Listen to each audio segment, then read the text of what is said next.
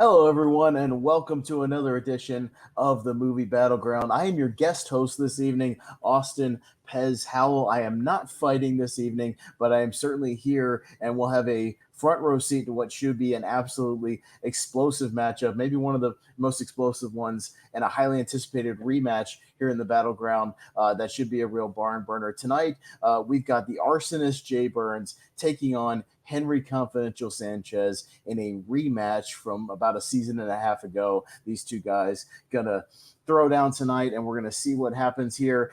We got some good stuff up on the channel though. Before we get to our competitors, we've got the TMNT exhibition match that is up right now. We've got some title matches up there. We got Richie Goodacre and Malcolm Lay and International Warfare. Be sure to check that out. So a lot of good stuff on the docket over on TMG Entertainment. So make sure you go check all that out. But I won't waste too much time here because I want to get to this thing as soon as possible. So I'm going to bring in our first competitor for this matchup this evening. And with a record of 6 wins, 3 defeats, 1 knockout, please welcome the Arsonist, Jay Burnz. Jay, how you doing, sir? We're familiar with each other here in the Battleground. Good to see you, man. But yeah, this should be an interesting matchup going into this one. You and Henry certainly have a history together. What are your initial feelings going into this one? And what were your feelings when you found out you were going to be facing Henry again? Team 21%. I'm tired of shit. I don't really care. Fuck Henry. Fuck this match. Are we going to yell at each other? I don't know. Probably. Yeah. Playing Henry is just one of those really fun things to do because apparently I can just get in this kid's head and fucking argue about how fucking beautiful the sound is for a movie that I've never fucking seen. Yes. And he loses a movie that he fucking filleted all throughout like 2019.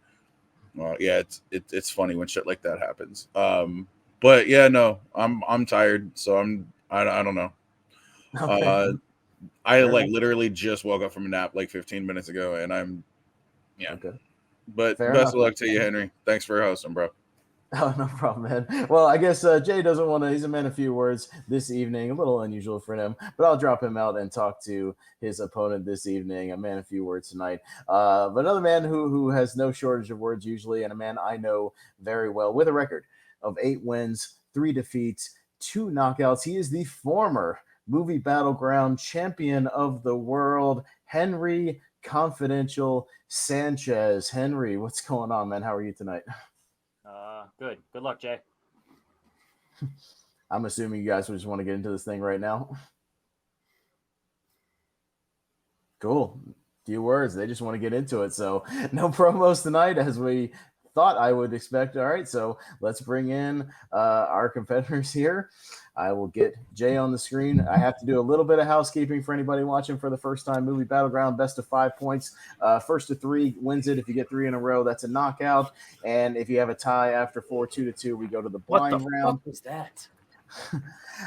Stage 1 of this one will be a 60-second opening argument, then a 2-minute solo pitch, 4-minute open debate, and a 60-second closing argument. These guys know how to do it. They know what's going on. So we'll get right into it, into our first debate here of the night. We're going to ask a question about a possible reboot that's been talked about for a long time, but if it were to happen, what would these guys do with it? If Back to the Future had to be rebooted, which duo of actors should lead this film? We asked both the guys the questions. They have given us those answers. I will drop myself out. We won't waste any more time. I'll get right to it. And I believe it is who's going first on this one. I apologize. I got to check the chat real quick. I think I'm first on 1 and 3. Okay. Yes, I believe so. Jay is on 1 and 3. So Jay, you will start, and I will get that timer going whenever you begin, sir.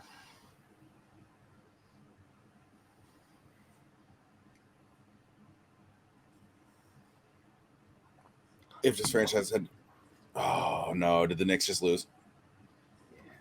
Fuck, dude, I'm sorry, bro. If almost said Final Fantasy. If Back to the Future had to be rebooted, it's gonna your best option is to just choose Miles Brown and Jeffrey Wright. Nobody knows who the fuck one of these kids is. The other one, everybody knows who Jeffrey Wright is. Miles Brown happens to be the kid from Blackish, the younger brother, Jack of Jack and Diane fame on the show. Kid's mad funny. He's actually super talented, and he's roughly right around the age that you should be if you want to recast a Marty McFly, whereas Jeffrey Wright is roughly around the same age that Christopher Lloyd was when the first movie came out. I think it only makes sense to make them people of color this time instead of just two generic white people, because we're moving forward, and who doesn't want to see a crazy black ass inventor? Who doesn't want to see a young little black kid running around talk about a fucking hoverboard that's not like just one of them little rolling motherfuckers, but like actually floats on the air and shit. All right, and time will go over to Henry for your answer, sir. So when you think of Doc and Marty, you think of an eccentric scientist, and you think of just, I don't want to call him a punk kid, but just kind of a general teenager, you know, little smart alecky, a little funny, you know, got a girlfriend, you know, all that stuff. So when you're recasting this, you're trying to not mimic it, but you want to pay homage and pay respects to it.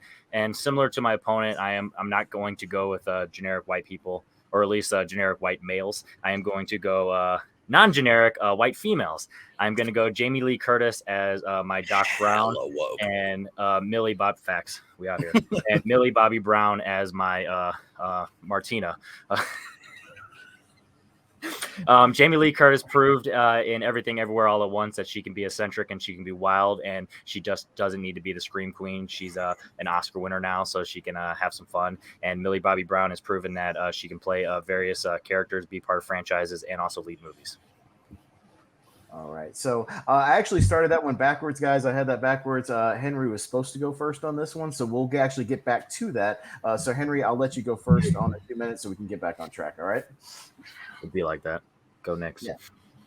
Yeah. So when you have Millie Bobby Brown and Jamie Lee Curtis in a film, Millie Bobby Brown, for some reason, if you're not familiar, she plays 11 in Stranger Things, as well as Nola Holmes in that series, and the daughter of Kyle Chandler in the Godzilla movies, God vs. Monsters and Kong vs. Godzilla. Like I said, she's proven that she can lead films in the Nola Holmes movies. Regardless of what you think of the films, whether it's for you or for not, she's proven that she can handle it. And she's also proven that she can be part of a long series in Stranger Things and be essentially one of the main things you think of from that very acclaimed series. Jamie Lee Curtis is now an Oscar-winning actress, and she's proven that she can be eccentric in both Everything Everywhere All at Once, as well as Knives Out with comedy, on top of things that she's done throughout her career, Fish Called Wanda, True Lies, et cetera, et cetera. She's proven that she can be wild and wacky, but if you actually think of her look in Everything Everywhere All at Once, just essentially put a little twist on that, and then you have Doc Brown, similar to Octavia Doc Ock in Spider-Man Into the Spider-Verse. You can have that similar vibe. You can do a female character of the one that you know from times past, but it doesn't seem like a gimmick. It doesn't seem like a meme, and it doesn't seem disrespectful to what we had beforehand. We can build up some chemistry between the two because, similar to what my opponent said, Millie Bobby Brown is about that age of what you think. Even if she's a little older by the time we cast this, she clearly looks young and she can handle that, so it'll look perfect. And like I said, Jamie Lee Curtis has shown that she can be wild and wacky. What I would like to see from a Back to the Future reboot is not the same thing. We'd want to do something different. We want to go back to the past. Obviously, we're in the 2020s now, so when we're thinking of a concept of this, more Rick and Morty, actually, as crazy as it is. Rick and Morty was inspired by Back to the Future, so now actually let's do a reboot of Back to the Future, more Rick and Morty. Let's go a little more wacky, a little wild. Maybe even have the Daniels direct it and show that they can handle the sci-fi, the wackiness, the comedy, all of that. And time for Henry. All right, Jay, we'll go to you for your 2-minute expansion whenever you're ready. Her name is Liv. Or Olivia Octavius in Spider-Man Into the Spider-Verse. But I get what you're saying. I think the better option here is Henry's right. I had roughly the same idea because it is 2023. By the time this movie comes out, it'd be probably 2025, 2026, roughly right around there, depending on when the writer's strike gets over. All of this bullshit going on right now. But send them back to the 80s instead of the 50s. Send them fucking 30 years back. I think honestly that would be really cool, just because there are so many kids nowadays who don't know what that's like, and that concept hasn't really ever changed. It's a fish out of water story, but I think introducing newer characters like Miles Brown and Jeffrey Wright to it makes a little bit more sense. Don't get me wrong, I enjoy the fuck out of Jamie Lee's oeuvre, but Millie Bobby Brown, I'll say this, it's the one thing that's always popped into my head. She plays the exact same character over and over again, whether or not it's stoic as Eleven or it's stoic as Enola Holmes, who only gets excited when her brother Henry fucking Cavill's around, or stoic, I mean, same, but let's be real. But at the exact same point in time, even in Godzilla versus Kong, even in that fucking quote unquote franchise, she barely does anything in the first one. She gets kidnapped. She's a damsel in distress in that one. And then they try to fix that in fucking Gods versus Monsters, but that movie's just so fucking bad, dude. The movies are Kong versus Godzilla versus Kong. The movie is just fucking bad, bro. Not that she's bad in them. The movie, just the concept is fucking weird to me. I'm fucking tired, bro. I am fucking dead ass tired, dog. But I think changing the time frame, I think changing the skin tone, and I think just changing the all around vibe of the movie is what's necessary. And with Miles Brown and Jeffrey Wright, that's the thing. All right. Well, hopefully strike. Jay That's the thing from the record. Okay. So hopefully Jay will be awake, because the 4-minute open debate with Henry will usually wake somebody up. And if you haven't figured it out already, parental advisory language ahead. All right, gentlemen, I'll start the clock whenever you're ready. Titty sprinkles. So one thing that I want to mention is you talked about Millie Bobby Brown as stoic, and that's exactly in my notes the only word I have written for Jeffrey Wright. If you look at Jeffrey Wright's career, everything that he does is stoic. Whether it's Westworld, which this is Movie Battleground, but still TV. I give him the credit. Even in a comedic role, quote unquote, or a comedic film like Game Night, he's a stoic person and he's just a side character. He doesn't really get a chance to show the wacky wildness that we want from Doc Brown. And granted, he's a talented actor. He could potentially see it, but we just don't have that. We can't, emotion out the ass, and but he kind of does. Like, I'll give you that. Like, but so did Christopher Lloyd at that point in time. Like, he got to show. Lloyd had been in multiple. Hold on, let at me. That point. I did want to mention that. So has Jeffrey Wright. But my thing about that is you can look at the emotional spectrum of what somebody goes through and be like, hey, you've look at Leslie Nielsen, for example. Leslie Nielsen was known for nothing but classic, serious fucking movies, and then became the guy from Airplane. And that was later on in his career. Let's not go ahead and say that later on in somebody's career, they can't just make a quick genre change and become a better actor, or a more funny actor. But with yours, it's too risky because your actor, he's already, I mean, yes, granted, he's in a TV show, but he hasn't shown that he can handle a franchise for a movie, let alone something with an IP like Back to the Future, as well as do a tonal shift in Jeffrey Wright. That's just stretching it. I don't know if it's already pushing to get butts in seats for a Back to the Future reboot just because nobody's asking for that. So if you're also taking risk in the casting, that's also risky. Whereas in mine, at least Jamie Lee Curtis has proven that she can do that. Because if you had to pick, if you polled audience members or like people, Doc Brown or Marty, which one would you rather get right? If you can only pick one, they're going to pick Doc Brown. Marty can be a generic teenager, but you want the Doc Brown right. You're literally sitting here and putting somebody in a box, and it's his job as an actor to not be placed into that box. Also, you're forgetting that he was a giant part of the fucking Hunger Games franchise, where he might have played a character with, oh shit, hold up. I'll answer while you're going. So yeah, even I was like, my bad. Yeah. My screen just went blank for me. I'm so sorry about that. It's okay. We're good. We'll pick it back. Yeah, no, I'm back. But like, that's the thing is you can't sit here and just like say, oh, this is the reason why he's not going to do this, and it's purely subjective as to who would win that poll. And I think more people would vote for Marty McFly than for Doc Brown to be right, because the story is more about Marty McFly than it is about Doc Brown. Doc Brown is what facilitates it, but Doc Brown isn't the main character of those stories. With the popularity of Rick and Morty, the new audience members that are going to see the Back to the Future movies, they're more fans of Rick as a character, Rick Sanchez. So you have a high standard for the people that love the actual Back to the Future movies. Mm-hmm. They want the right Doc, and the new fans that are of the Rick and Morty fans, they're going to have an expectations of a Rick-like character. And Jamie Lee Curtis has proven she can be wild, wacky, and eccentric. And then everything. Rick isn't wild, wacky, and eccentric. Rick is legitimately the opposite of wild, wacky, and eccentric. He is a crazy alcoholic, but he also doesn't give a flying fuck about what happens. He literally, he literally just said that that's the character that everybody's going to see, and then I'm giving you the perfect individual to encapsulate that. No, it was a part of your argument.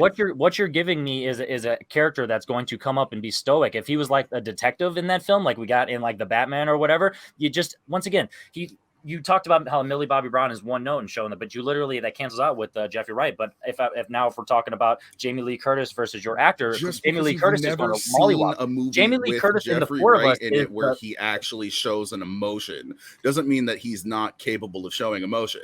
I've already said it. You've obviously never seen Basquiat. He can show emotion in his movies when he wants to. Emotion, but not the comedy that I'm asking for. More time. All right, time on that, and we'll go over to Henry for your 60-second close.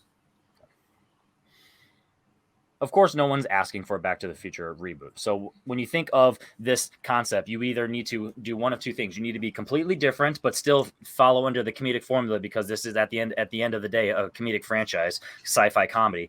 And then you also want to be different. So the combination of Millie Bobby Brown and Jamie Lee Curtis will prove that perfectly, because once again, if you look at the fans of the original Back to the Future trilogy, they're going to be hesitant already just based on the reboot itself. And if any new fans, whether the younger crowds or just people that for some reason hadn't watched it, they have definitely they're more than likely familiar with Rick and Morty, which is based on Back to the Future. So when you're going into a Back to the Future reboot, you want to have that combination of style and tone. And like I said, bringing the Daniels to direct it, directors of Everything Everywhere All at Once, they've proven that they can do wild, wacky, sci-fi, action, comedy. They can mix it all together with emotions. You combine Jamie Lee Curtis, who was in that, bring her with Millie Bobby Brown, who's already been part of the sci-fi in both the Kong movies and in Stranger Things. Perfect combination. Mic drop. All right.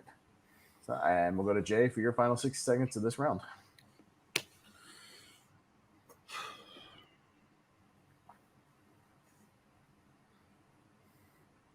Nobody said anything about Miles Brown during the 4-minute open debate, which I think is actually a better thing than anybody saying something and not having it fact checked. Miles Brown is a better actor when it comes to the range of emotion for as young as he happens to be against Millie Bobby Brown. You keep bringing up Rick and Morty, yet I've given you the perfect person to encapsulate that Rick, but also that Rick Sanchez isn't wild and zany like you keep saying, but somehow it's a negative thing when it's Doc Brown who's being cast, when it's Jeffrey Wright who's being cast. Just because you've never seen a movie with that person showing emotion doesn't mean that that person can't show emotion. I've already beaten that argument right there with bringing up Leslie Nielsen and how Leslie Nielsen was about nothing but serious movies and then became the airplane guy. You're saying that can't happen again. It's really weird that you keep saying that and you keep bringing that one up. But Miles Brown and Jeffrey Wright is the better choice. I don't care who's going to direct this movie. Who's directing this movie isn't what this is about. This is about casting the movie, not casting a director for the movie. So my choice is the obvious answer with Miles Brown and Jeffrey Wright.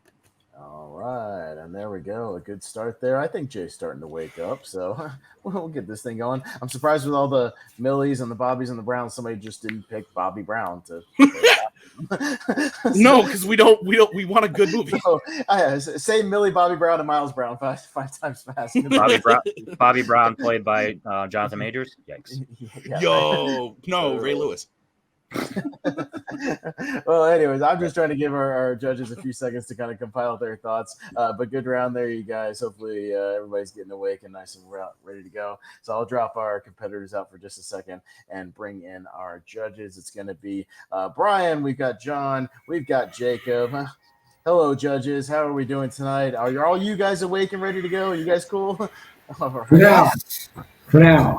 All right. Well, this thing is kicking off. I have a feeling it's going to get more raucous as we go along, but we'll go to Brian first. Who won this point for you and why? For me, I went with Jay on this one. What sold me was the whole comedic tone, how for Leslie Nielsen, how it's all dramatic, and term comedic actor could work for Jeffrey Wright, so I went with Jay. Okay. So Jay gets a point there from Brian. John Maher, what do you got, sir?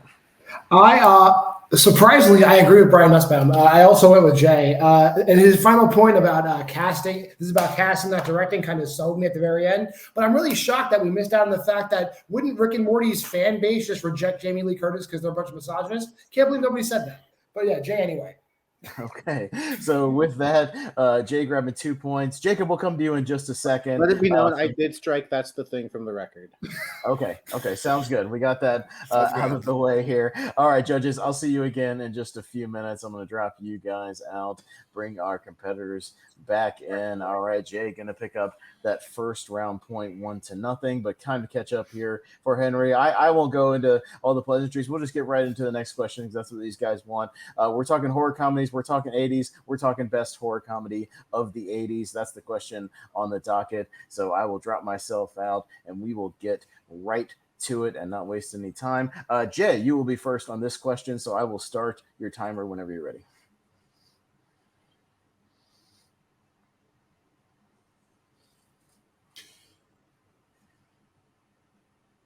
I think everybody likes a movie where the little guy finally gets a little bit of comeuppance and it can be funny and it can be scary all at the exact same time. I'm going with a little known movie. It's a cult movie from a little known studio by the name of Troma. I'm choosing The Toxic Avenger. I think The Toxic Avenger is a prime example. I don't know where my timer's at, so I don't know how much time I actually have left. Oh, sorry about that. No, you're good, bro. You're good.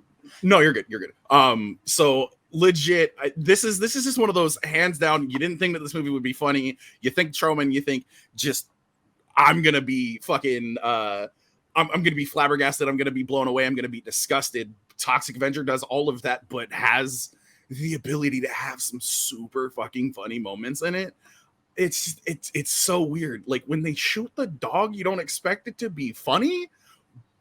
But maybe I'm a masochist and I laughed my ass off because that's not a real dog, bro. That is just like a mannequin stand-in dog. All right, time. Jay picking up The Toxic Avenger. We'll go over to Henry and find out what he chose. Henry, whenever you're ready.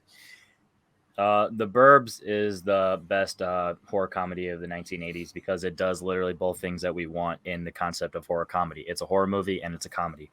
Tom Hanks leads this alongside Bruce Dern, Corey Feldman, and company. There's so many funny moments, both playing with the idea of a horror film of just the classic, neighbor next door. They're wacky. I mean, they're wild, they're scary, whatever. And we're kind of creating our own narrative just because we're bored. And that's literally, the concept of The Burbs. Tom Hanks is, looking out the window and, he's just kind of whatever. And you have the whole stuff with the neighbor, with the dog. And there's just so many elements of this that combines the horror with the comedy perfectly. And it blends and it does it, masterfully. And it doesn't feel like a cheap knockoff of whatever that you're getting from this film. Tom Hanks has proven, up to that point that he is a master of comedy in his run in the 80s. And then in this movie directed by Joe Dante, just shows that, the horror is there in the horror comedy, perfect blend.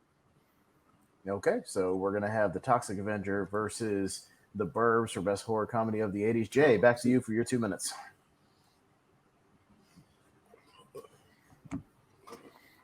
One second.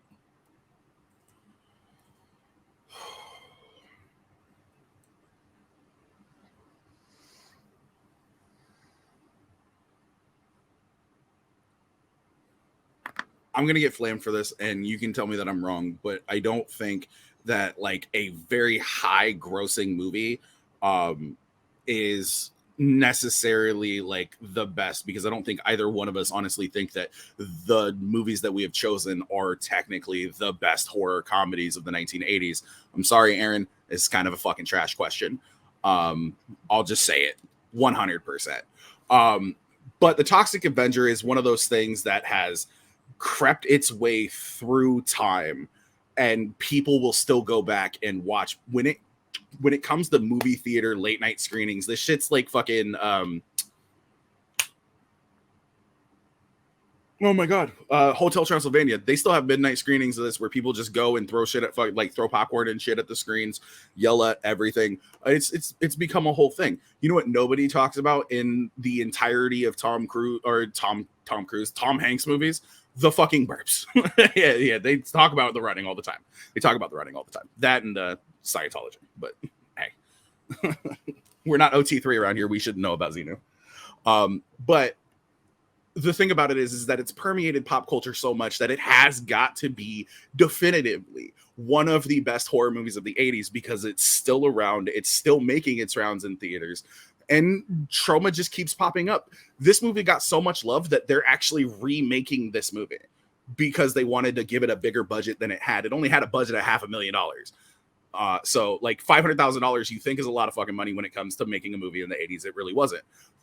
But the fact that it's permeated, the fact that it's stuck around as long as it has, the fact that it's got its cult status and it's still here is one of those things that I think cements it as what is truly one of the best horror comedies of the 1980s.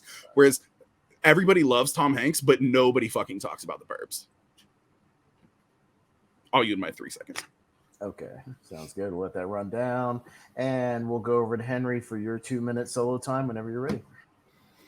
So hypothetically speaking, if nobody is talking about the Burbs based on Tom Hanks' career, that's just because the career after that in the 90s is just a massive run. It has nothing to do with this movie, which I don't agree with that sentiment, but I will give you that technically, if it were to happen, that has nothing to do with this movie itself. It has something to do with his career. You know, it's one of those things. It's like saying the seventh best Tarantino movie is a bad movie. No, they're all good movies. You have to rank them somewhere. But anyway, with that said, The Burbs is a fantastic horror comedy because it blends the comedy. Like I said, it does the concept of the satanic neighbors, maybe they're murderers, maybe they're a cult, maybe maybe there's bones in it. It's got the whole thing with the furnace that's just hilarious, and it just showcases just our paranoia and just kind of how we can create our own narratives in our head when we have nothing better to do. And that's what happens with this. And the dynamic between Tom Hanks, Bruce Dern, Corey Feldman, the relationship with Carrie Fisher is a lot of fun. And then when you actually do bring in Dr. Klopek, it's just one of those things that the menacing throughout the entire film, you as an audience member, you literally don't know, are they actually satanic? Are they murderous? Are they scary? Or is this all a farce that we're building up on our own? And that's kind of the joy of this film, which makes it more rewatchable, because when you rewatch it, as time goes on, you can see little other other little things, like I said, with the neighbor's dog, the toupee, all that stuff. There's so much fun with this.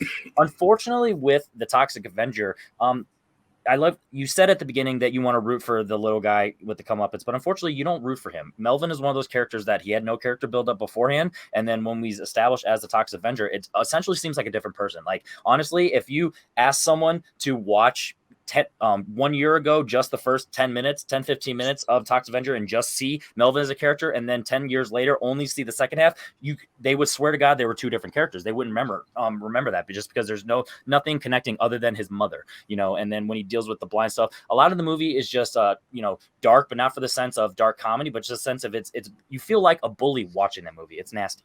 All right, and there's the time. It's time for the 4-minute open discussion. Gentlemen, I will begin at 4 minutes when the first competitor starts speaking. Go ahead. Oh, I don't give a fuck, dude. Go ahead. You were writing some. I'll let you go ahead. Oh, no, that's for later. That's for later. That's a shopping list right there. All right, so we'll continue with the Toxic Avenger. Unfortunately, like I said, this is a movie that it just doesn't really do anything for me in terms of character-wise. If you're going to have a movie where you build up our main character to kind of be nasty by the end and then also be the hero, you need to have some relatability to them. You need to have some characteristics that's memorable, and unfortunately, you just don't have that. Think of Kick-Ass from the early 2010s. That character is bullied and everything, and he puts himself in a position to be a hero. But leading up to that, we care about him, and we also care about his friends and his storyline. Unfortunately, with Melvin, we just don't have that. You care about everyone in the Burbs. You care about Tom Hanks. You care about Corey Feldman. You care about Bruce Dern, who's wacky, wild, has that veteran persona going on. It's a lot of fun. Nobody cared about Corey Feldman until his career stopped in Hollywood because he talked about what he talked about. So, like, let's be real. Kirby has a crush on Corey Feldman. Let's also, like, again, I hate to kick a dead horse. I hate to beat the fucking kid while he's down. Your movie, which is something that happens in my movie. But again, you say that people go back and rewatch The Burbs. You're the only person I know of in the last fucking year and a half who's even brought up watching The Burbs. It's not one of those things that people are like, oh, you know what? Let me go back and rewatch the seminal 1980s classic with Tim Hanks in it, The fucking Burbs. Well, all right. Like This stat doesn't mean anything because there's nothing to it other than the fact that I can show you. But if I go on my letterbox, which I don't follow millions and millions of people, when I look at it, you could at least have a decent amount of people that have seen it. If I look at the Toxic Avenger, there's only like 5 or 6 reviews, and there was only actually 1 review and a couple ratings. People don't watch that movie. It's one of those things that's unfortunate. It may have a cult status. I'll give you that. It may have a cult following, but in our community don't watch that movie. There's a difference between not watching a movie in the community, which we all know there are movies in the community that people just can't shut the fuck up about. But when the argument is what is the best, unfortunately, you just need to have an audience that you can actually, but you're pulling from a bias. You're pulling from a biased source. Yeah, but your thing is one of those things where it's like if we were to call The Room the best comedy of the 2000s, unfortunately, yes, it has a fan following and has people that go and throw spoons at the theaters at midnight showings and have seen it 20 years later, but that doesn't mean it's the best of all time. And I'm not even talking just from an objective standpoint. I'm just talking about of what we've gotten from the movie. Unfortunately, it just doesn't do anything to just have that standpoint outside of those 10 or 20 people that saw it and gave it its $500,000 it made $800,000 in theater. Initially, thank you very much. That being said, you can talk about it all you want, but the thing about it is there are still people showing up and going to theaters to watch this movie in 2023. There's nobody who would line up outside of a fucking movie theater to watch The Burbs. I'm sure if I googled right now, did the Burbs have a run during COVID? I'm sure it didn't have 0 seatings. It's one of those movies that it has. But what I'm saying is that's what makes it the best horror comedy of the 80s is the fact that it's had longevity, the fact that it's still around. If you wanted to go schlocky and wild, then you would have went like Reanimator. If you wanted to go so bad it's good, you would have went Sleepaway Camp. There's options that you could have done for your approach that you went, which I respect because it's maybe your favorites, but when you're talking about something that is the best, you have to have some objectivity to it, and yours is just too niche and too cultish. With my objectivity is the fact that it's still around.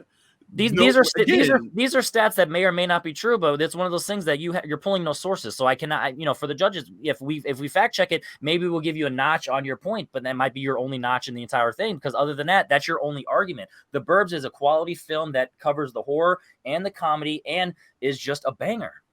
All right, and that'll do it for the 4 minutes. Jay, we'll go back to you for your 60-second close whenever you begin speaking. Okay. Nobody waits 10 years to watch one half of a movie and then another 10 years to watch the other half of a movie. That just doesn't happen. That's a really weird thing to try to be a gotcha. You said that he seems like a different person. It's almost like he's found a power. And at the end of the movie, when the National Guard gets called in, he kind of tries to, he realizes that he's become a monster. And yeah, there's serious moments in it. You said that he seems like a different person and that just doesn't work. I'm sorry, that 100% works. That is Bruce Banner and the Hulk.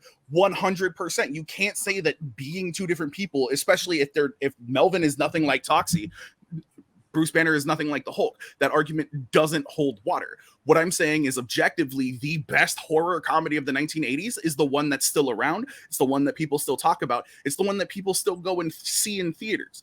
I'm sorry, Tom Hanks has too big of a fucking oeuvre at this point in time to have a draw for the Burbs. Everybody forgets about it. Once you see the Toxic Avenger, you never fucking forget the Toxic Avenger. All right. Close there from Jay. Going back to Henry for your 60 seconds whenever you start speaking. Unfortunately, I watched it earlier today for this debate, and I wish I could forget it because it was that bad. With that said, I love your analogy of Bruce Banner and the Hulk, similar to Melvin and Toxie. But guess what? In the Toxic Avenger, once Melvin becomes Toxie, he's just essentially the Toxic Avenger. His relationship with the blind lady, that's the only moments of levity that you have. But that's only with a blind lady, so there's no contrasting elements. He's out murdering people and doing stuff, whether it's heroic or whatever. You're not really getting enough from him as a person, Melvin as a character. The Burbs, the question doesn't say what is the best horror comedy that holds up today. It just says what is the best horror comedy of the 80s. So if we're looking back in the 1980s when both those movies came out and at the end of the decade, if you're comparing the two, you're talking about the Burbs at the end of the 80s. You're talking about the Burbs today even, but I'll give you that. I'm not giving you the point, but I'm giving you the benefit of the doubt. If you even want to go with that, but that's not what the question is. The question is what is the best horror comedy of the 1980s, and the Burbs follows it. It has the horror, it has the comedy. Take Tom Hanks' career out of it, and we're talking about this solo movie alone. It is better, way better than Toxic Avenger.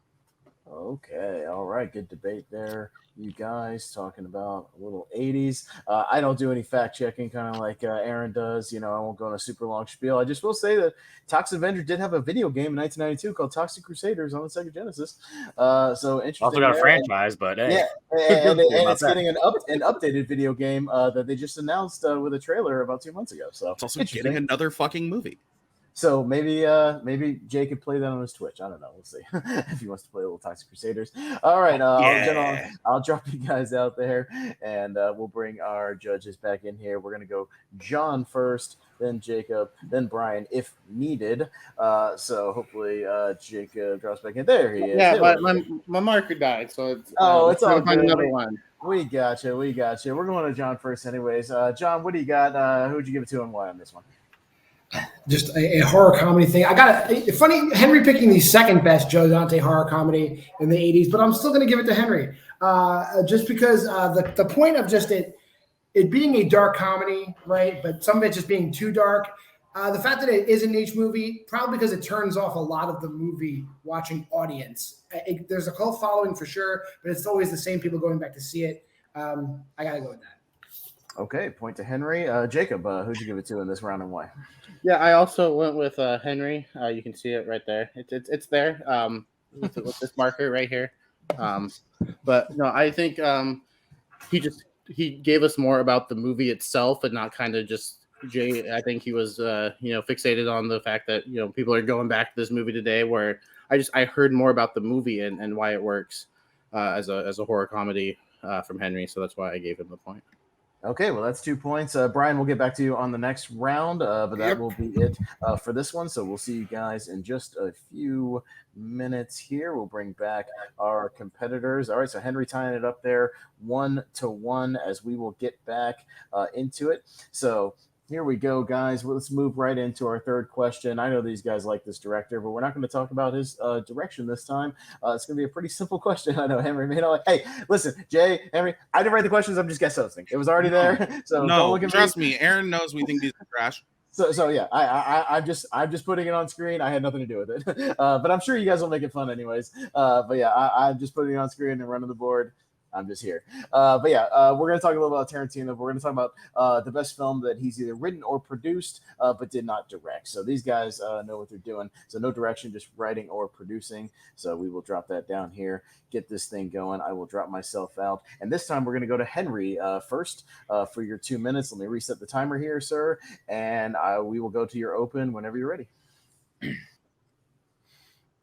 Quentin Tarantino is one of the greatest directors of all time, and he has multiple arguably greatest movies of all time in his filmography. And the reason that is just because he is a fantastic writer and director. The movie I'm going with would honestly be one of the greatest movies of all time if it had been directed by Quentin Tarantino. But unfortunately, it is just written by him, so it is still a banger. It's just not one of the best of all time. With that said, it is the best written film by Quentin Tarantino. That's True Romance. True Romance is a movie about Clarence and Alabama that is a relationship where Clarence is a nerd, fucking geek, who his boss hooks him up with a call girl who's only been a call girl for 3 days. She's only 4 days, only his third customer, something like that. But it's one of those things where it's a lot of fun. The chemistry is beautiful. When you think of if you literally ask a bunch of people of some of the best Tarantino characters, you would get Clarence in Alabama for a reason. Alabama is referenced in Reservoir Dogs, which is funny because that came out before True Romance. This is his best written movie. Okay. All right. So Henry going with True Romance. Jay, we'll go to you for 6 seconds to find out what you picked.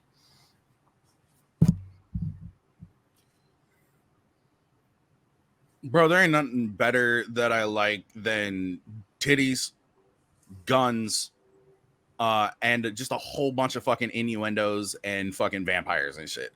Right? All right. So now that we've got that all settled, From Dusk Till Dawn is the best written Quentin Tarantino movie. It's better than it's better than True Romance. True Romance is boring. It's about a fucking Elvis nerd. Mine is about bank robbing brothers. Mine's got titties in it. Mine's got a cock gun, which is one of them things that you never expect to see. I was really fucking weirded out, but I know somebody who has that fucking belt buckle, and now I get it. Yeah.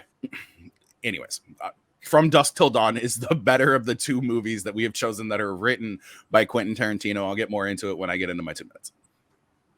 Okay, sounds good. I'll let that run down and just say I have an 8x10 of Tom Savini with the cock gun signed by him. So just want to say that. We don't want to hear about your internet history, bud. He's very proud of that. Did he sign it with the gun? Yeah. Oh yeah. He just ink spotted it with his jig. He has the prop on his table at conventions sometimes. He's got some right there. All right, so we'll go back over to Henry for your 2 minutes mention whenever you start speaking, sir. So I want to reiterate by saying True Romance would be arguably one of the greatest movies of all time based on just the genre that it fills under, as well as the chemistry of the characters. But unfortunately, it was directed by Tony Scott. Tony Scott has yeah, exactly. Rip. Tony Scott has that 90s style of directing, 80s, 90s style of directing that is a little over the top and doesn't necessarily hold up. So if you take the direction out of it, once again, you're just looking at the script because you're looking at the page, because the question is, what is the best written film?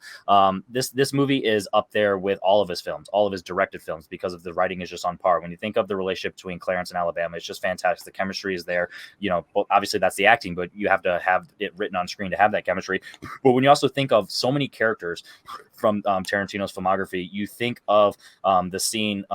First of all, you think of Drexel, which is Gary Oldman. When you see a montage of a bunch of his characters, this is arguably at the top of it because of just how wild and wacky it is. But which I keep saying that tonight, but unfortunately that just keeps happening. But it's literally wild and wacky and Fun Barn Man. But yeah, it's literally Gary Oldman playing a pimp who wants to be a white pimp who essentially thinks he's black, but that wouldn't translate, but it's written so well on the page and presented on screen perfectly because of Tarantino's writing. When you think of a character like Brad Pitt's Floyd, it's one of those characters that Brad Pitt, even at that time, he wasn't the biggest of all stars, but it's one of his most memorable characters because of just how it's written, and it's just so much fun, and there's so many one-liners and moments that are just hilarious. One of the best monologues of all time from Christopher Walken in that film is, if you look at literally just scenes of just like in and out scenes, whether it's one-time scenes, and that's just not from the acting because it's from the dialogue, because there's words that are said in this that literally from any other director based on just or writer in the sense, it just wouldn't translate as well. But Tarantino was able to get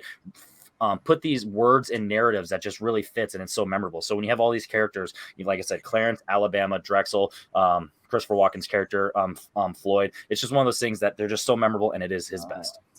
All right, and back over to Jay for your 2 minute expansion, sir.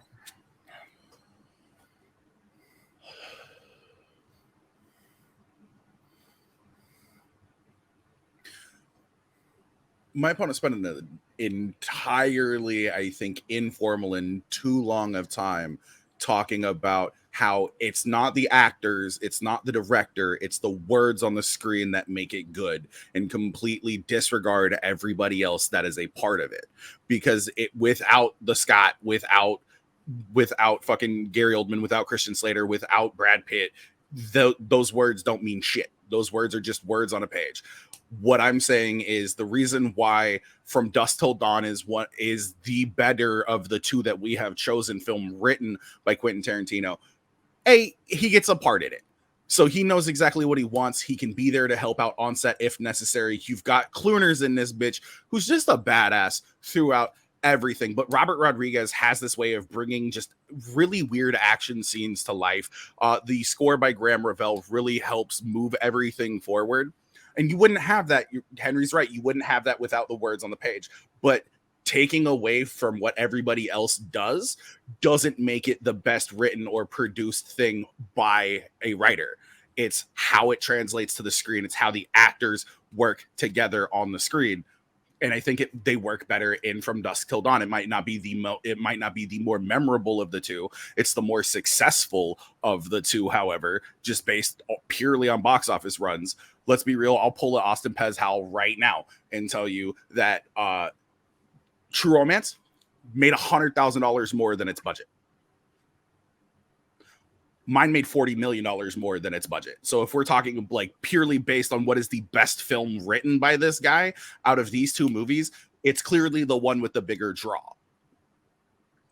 It is From Dusk Till Dawn. Cockgun, titties, vampires. Texas, right. Robert Rodriguez. Boom. Right. Cum shot credits. Don't steal all my arguments. Jay, how dare you? How dare you assume what I would argue? How dare you? I resent that remark. How do you know that I wouldn't have picked Quentin Tarantino Presents Hostel? Okay, anyways. All right. 4-minute open debate, guys, whenever the first person starts speaking. So one of the things that you mentioned is take credit away from the director and the actors, but literally Gary Oldman, who was credited as saying that his role as his character as Drexel is one of his 2 favorite characters of all time, and the other one is Lee Harvey Oswald. He said that at the American Film Institute. I'm actually looking at a stat right now. But with that said, at the time that Gary Oldman was offered the role, he had not read the script, and Tony Scott just gave him the idea, the concept of what the script is, as a pimp a white pimp who thinks he's black and he's doing crazy things. And that's when Gary Oldman accepted it. And that's just based on the writing. So the writing itself is fantastic. If you're actually looking at your film, it's generic. There's nothing about that film. It's literally from a quote from a interview. So that's no. It's based on hearsay because at that point in time, he didn't have the fucking script in front of him. So it was literally just, hey, this is what it's going to be. Trust me. And then sign on. That's what actors do. 9 times out of 10, you either get talked into a movie by the director or you read the script and you sign on. Well, You're that's not just going to be like, I'm in. But that's up to the judge to decide which point that agrees, because that's their opinion. So with that said, we're just talking about the 2 movies. That's literally how it works. Well, I'm not going to waste time talking about that. They'll let them decide with their opinion. So with that said, when we're thinking about the 2 movies and we think about the writing, the directing, the overall whole, the acting, everything about True Romance is better than From Dusk Till Dawn. Once again, you picked another cult movie, and once again, it has a lot of fans and it's a lot of fun, whether it's from the horror fans, but it's literally the tale of 2 scripts. At the beginning of that movie, it's just a generic heist thing that, you have creepiness. Guess what? Once again, Tarantino wrote this film. He has multiple scenes where he's literally being creepy and a pedophile and a potential R word towards Juliette Lewis. I remember her name now. I didn't remember her name recently, but Juliette Lewis, and it's super weird. Tarantino himself wrote that. It is on the page. So that's one of those things that if we're thinking about his filmography, that's unfortunate. And then once again, and we go to the second half of the movie, it just turns to the vampires, and there's nothing about that writing outside of just the vampires that has anything to do of profoundness. True Romance has from start to finish profound natures. What profound nature? You have a character of Alabama and Clarence, literally a down and out loser who's been introduced to a call girl who they change their lives. He defeats the pimp, and then you find the drugs, and now you're on the run from drug dealers. There's never a story that's had anything like that. It's original. It's everything that you want. Bonnie and Clyde. That exact script.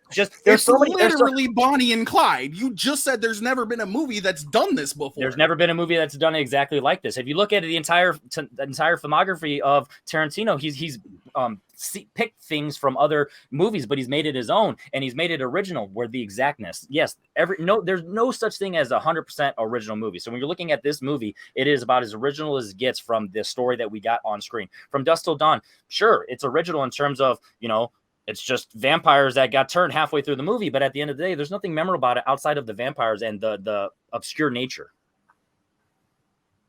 Nothing of what you said was profound. You literally sat there and said there's never been a movie like this before. There has been. I gave you an example. It's Bonnie and Clyde. Was Bonnie a hooker? Was Bonnie a prostitute? Yes. Like literally, yes. That's the history of Bonnie and Clyde. I haven't seen that. Bro, they're real people. They're real people. But anyway, with that said, sure, you get the point for that. But anyway, if we're looking at the 2 films, no one's quoting anything from your movie. Nobody is clipping out scenes from your movie of dialogue. True Romance. There's literally scenes of the Dennis Hopper and Christopher Walken scene just by itself. You have that entire monologue, that entire scene that is one of the most memorable scenes of all time, and it's from that you got on the page. And once again, there's nothing about your film on the page that has anything to do. The question is about a famous director, and we want to talk about his writing, so we're going to emphasize his writing. If we're looking, we want to talk about his writing, and for some reason, for a minute and a half, you brought up his filmography. I'm comparing his filmography and just how great it is, but this movie is still at the top of it. That has absolutely nothing to do with the point. Right. This is top of it. Time. All right. Henry, we'll go to you for your final 60 seconds of this round when you're ready.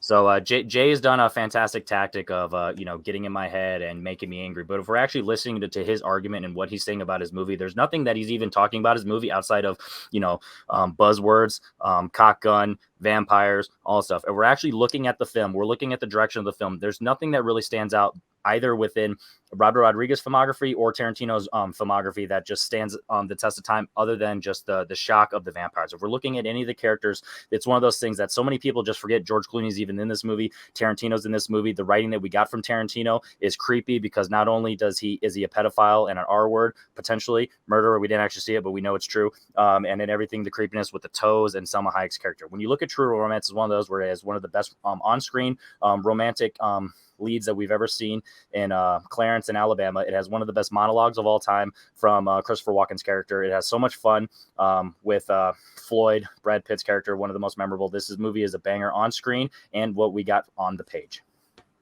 All right. Good 60 seconds there from Henry. Jay, your 60 seconds of this round whenever you're ready.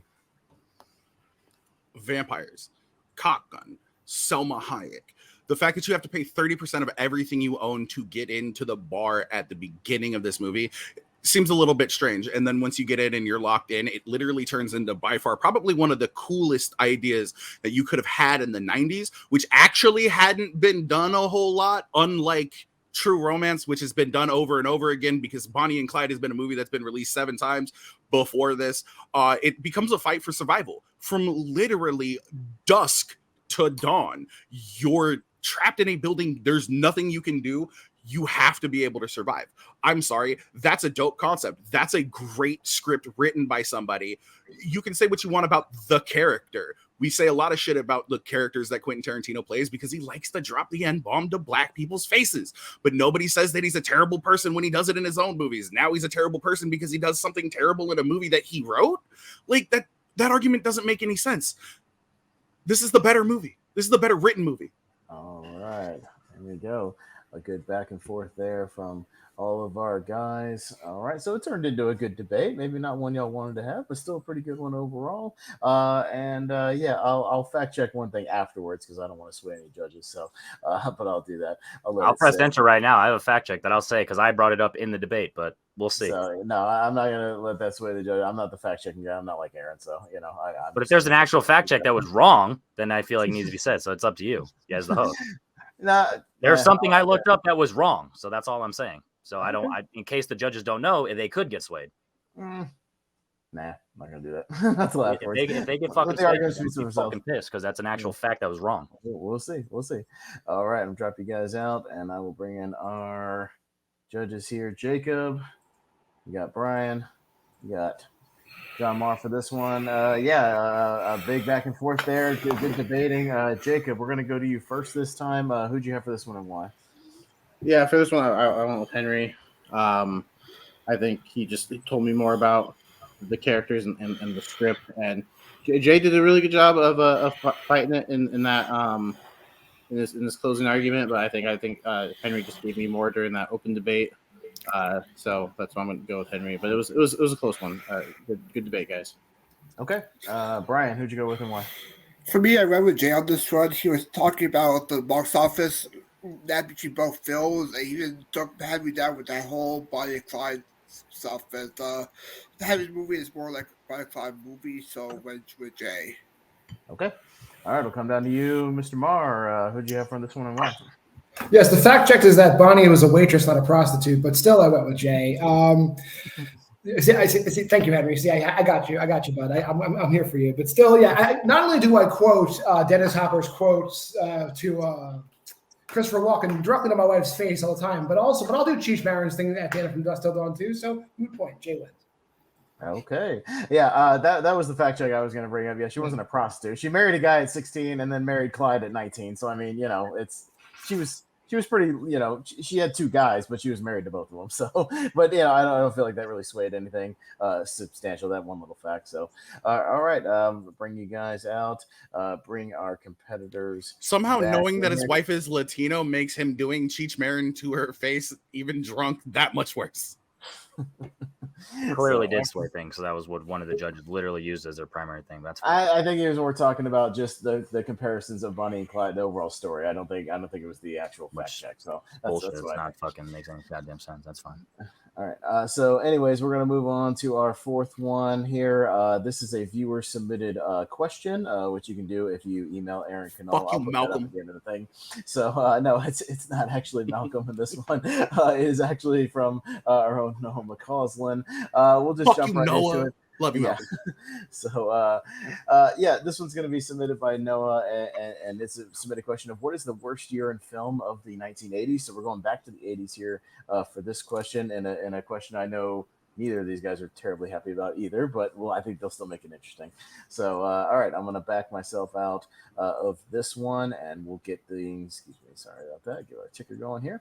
Stop my cam, reset this clock, and we will get things going on round number 4. Jay, you will start things off for this question, and I'll kick your 60 seconds whenever you're ready.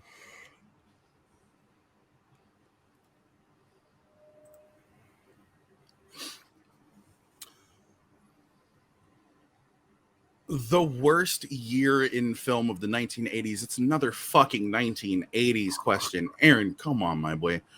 I love you, but there was no random number generator involved. You just had these questions and you didn't want anybody else to fucking argue them. 1984 is the worst year in the 80s for movies as a whole 12-month calendar run. 1984 is the worst. It's sprinkled with some fucking amazing movies. Do not get me wrong. But as an overall year, it's got shit. Even some of the bangers from 1984 aren't the bangers that they were now. Looking at it, like whether we're talking about Arthur, which nobody talks about because they made that really shitty remake, whether we're talking about Stripes, like a lot of people love Bill Murray, a lot of people love Stripes. Don't get me wrong, but it's not highly mentioned. There were great movies in '84. But it's not the best year in the '80s for movies. All right, I'm going to stop it there for the opening. We'll go over to Henry for your first 60 seconds whenever you begin. So I'm just going to go straight off and say that my approach on this is not going to talk about the negatives of either year, because that kind of defeats the purpose. We're going to talk about just which is not the better year, because if you look at the entirety of film, every single year is going to have stinkers, and there's going to be hundreds of thousands of films at that point. It's just, who gives a fuck, and why the fuck would we talk about 200 terrible movies? Let's just talk about the two best the bunch of the best movies from our years, and just which one is better. So essentially, which one is the better year. So with that said, if you look at 1981, which is the worst year, by the way, if you look at all of its bangers, you have Raiders of the Lost Ark, you have The Evil Dead, which at that point is still just a cult movie. Mad Max 2, not even the best Mad Max movie, so it's not really doing too much. Escape from New York, underrated, but we're thinking about the best. There's so many movies from this year that just doesn't really stand out. It's not top heavy, and I'm not worried about the bottom. If you look at 1984, like you said, it has bangers. Literally, people are probably mad at us for our last one that we didn't argue Ghostbusters because of just how great that one is. Yeah, I'm sure some people were asking. Weren't we told we couldn't choose Ghostbusters? I don't know. That's up to you. Maybe. I think we were told that we couldn't choose Ghostbusters. Either that or it wasn't classified as a horror. It's classified as a comedy. I would classify it as a horror comedy. I think it counts. I think it just 2016's Ghostbusters. Yeah, 2016 Ghostbusters. It's a banger. Yeah, I like it. I like it more than I thought I would. Can I bring my cat? if they want to help with your argument, I'll allow it. Jay, your 2-minute expansion begins whenever you're ready. All right, so my dumbass, I had a list of movies in front of me. I literally read some of Henry's. I called it. I put it in the chat. That way it couldn't be brought against me. I'm the one who brought it against myself. But let's be real here. We'll go 84, and we'll go highest grossing films at 84, right? We've got Beverly Hills Cop. Is all right. It's lukewarm. It's middling now in the career of Eddie Murphy. We've got the correct answer for question number 2, which was Ghostbusters, even though none of us chose it. We've got Temple of Doom, which is the worst of the Indiana franchise that came out in the 80s. We've got Gremlins, which is so-so. Also, great pick for a horror comedy. Joe Dante. Let's go. The Karate Kid. I think it's gotten a lot more love since Cobra Kai came back around. Police Academy, nobody fucking watches that. Footloose, all right, everybody loves the Swayze dog. Don't get me wrong, but he's a fucking schmedophile in that movie. Romancing the Stone, boring as fuck. Star Trek 3, The Search for Spock, boring as shit. It's flat out fucking boring movie. Splash is number 10. Guys, I've never seen a weaker Splash at the highest grossing films of 1984. in my life. That shit's trash. But at least you've got Raiders. You've got Raiders of the Lost Ark.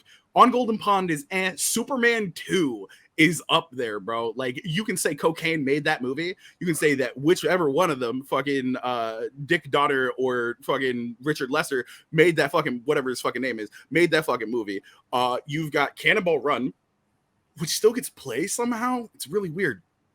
You've got one of the better Bond movies, For Your Eyes Only, and Time Bandits. I'm sorry, Time Bandits is kind of a fire fucking movie. It's weird as fuck, but it's fire.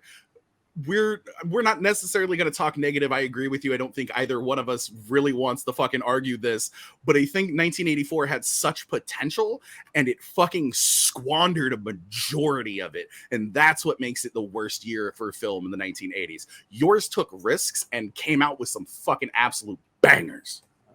Strike bangers from the fucking record. I went over. I think it was said enough throughout the whole thing that it's fine. They get bangers.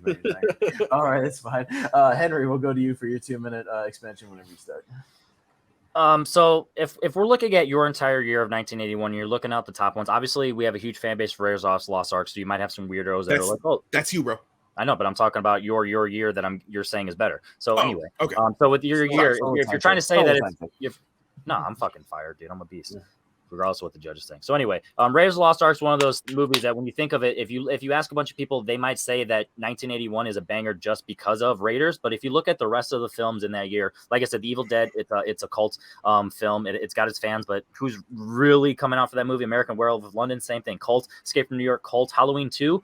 Probably not even that good for most people. Scanners, who's really talking about Scanners outside the David Cronenberg fans? Friday the 13th Part 2, terrible movie. It's boring as shit.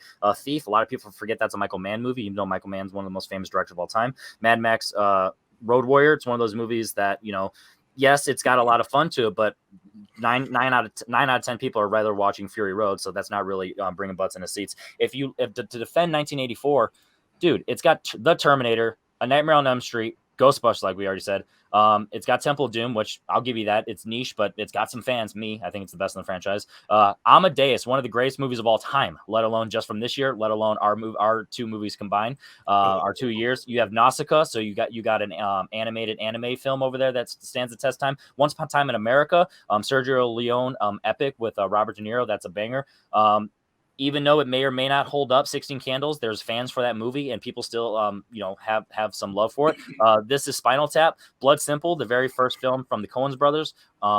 If you look at the first Beverly Hills Cop, Friday 13th, the final chapter, so many people's favorite movie with that entire franchise. So if you're looking at our 2 years, 1984 is way better. 1981 just doesn't have as many hits. Yeah, it may have Raiders, so some weirdos might be like, oh yeah, if I'm picking between the 2 years, I'd rather, if I can only have 1 year, I'd rather have 1981 just because of Raiders. I would rather have Terminator and Nightmare on Elm Street than just Raiders.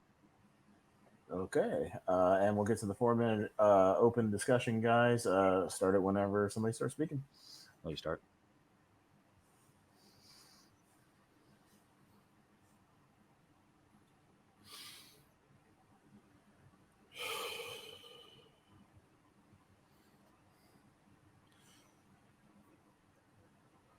I'll just defend it real fast just because it's going to fucking stick in my craw if I don't. That Nazca in the Valley of the Wind release didn't get released in America until the 1990s. That was a Japan only release. So don't get me wrong. I love it because it's a great Bonnie fucking was movie. a hooker. Nazca released in 1984. Whatever. Bonnie was a hooker. What's a butt thief? What's a butt thief? God damn it. You knew it was gonna happen too. So yes, there are bangers that came out in my year, but you've got Scanners, you've got fucking you've got My Bloody Valentine, you've got some shit right now, and I'm just we're no, like some shit, like some good shit. Let's be real here. All right, like we can sit here and just list off a name of movies, or we can do exactly what we did in the first round, talk about the top 10 movies that came out in that year that are highest grossing, which may or may not be what everybody wants. Box office, I'm going to argue with that real quick. Yeah. Box office is one of those things. A lot of old people go see movies in matinee, especially in the 80s, so that doesn't really hit. There's so many movies that didn't hit in the box office, so I'm not going to go with box office. If we're just talking about films, that people know and have relevancy today, like I said, even the ones that have cult fan bases, they're just not the bangers. I'll even scroll down on this list and I'll look at, wait, there's not much to scroll down. If you scroll down in 1984, you're going to find things that are just great. Red Dawn, Muppets Take Manhattan, The Adventures of Buckaroo Banzai, 2010, Firestarter, which just got a remake. That original is a banger. The Toxic Avenger, holy fuck, that movie's good. Toxic you know, Avenger. Now it's good. Conan the Barbarian, Chud, which was inspiration for Jordan Peele's Us. That talk about relevancy. That stands up. That's not relevancy. That movie didn't come out this year. Yeah, but it really sucked my ass. I said it. On the record. Like I said, The Natural, one of the best sports baseball films of all time. Robert Redford. It just, if you think of 1984, it just got better films as a whole, let alone better at the top. You've got Clash of the Titans. You've got Freaky Friday. You've got by far probably one of Mel Brooks's more funny movies, History of the World Part 1. You're literally naming a bunch of movies that, yes, there are fans of it, but not everyone. Not everybody's a fan of fucking Friday the 13th either, bro. Like, yeah, but but both of our, and also Friday Jason Takes Manhattan is everybody's fucking favorite. That is not true. Friday the 13th literally has movies in both of our years, and clearly people are picking the final chapter over part 2. If you look at the Muppets, you have Great Caper, and I have Muppets Take Manhattan. More people are talking about Manhattan than the Great Caper. You've got Fox and the Hound. You've got Escape from New York, my boy. You've got Snake Plissken. Dog, no, I'm sorry. No, you know how many people, if you ask, hey, what is Escape from New York? They're like, I'm not sure. Hey, Snake Plissken. I don't know what movie he's from, but I know that character. That's what you get from that character. You don't have that movie. No one's talking about that. That's not true, bro. Yes, that's not true. We can go to Letterboxd right now. I'm gonna peel back the curtain real quick. I begged you to not pick 1981 because it was just an uphill battle. You picked 1981, motherfucker. I picked 1984. You've also got Heavy Metal. 1984 is so good. No, but my thing about it is it's got some fucking gems in it, but over a 12-month period, it doesn't work because most of those movies came out well within like weeks of each other. All of them came out either right there in summer, that little summer blockbuster month from like May to fucking the end of August, start of September. If that argument had any weight to it, then we would have picked 1982 because Blade Runner, The Thing, and E.T. all came in the same month, but every other movie is trash, right? No, we didn't even think about that because I did say 1982 as well. Well, you're weird. It's clearly you're just I am a fucking weirdo. But you know what? Picking weird shit gets me points, motherfucker. Yeah, well, no comment. Suck a fuck. In trouble. No, I'll wait until after. All right. Well, I'll say it certainly has potential with Five Goes West, as Jay knows. But Five Goes West is a fucking bomb, bro. No, don't get me wrong. You had me sweating on Five Goes West. I'll give you that in our match. So you made something out of it.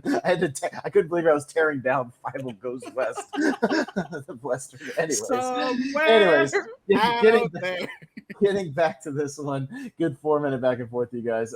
Jay, we'll go back to you. For the final 60 seconds, your final 60 seconds of this round.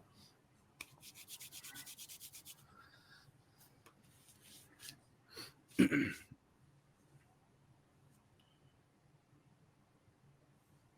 I get my timer? Yeah, it's whenever you start speaking.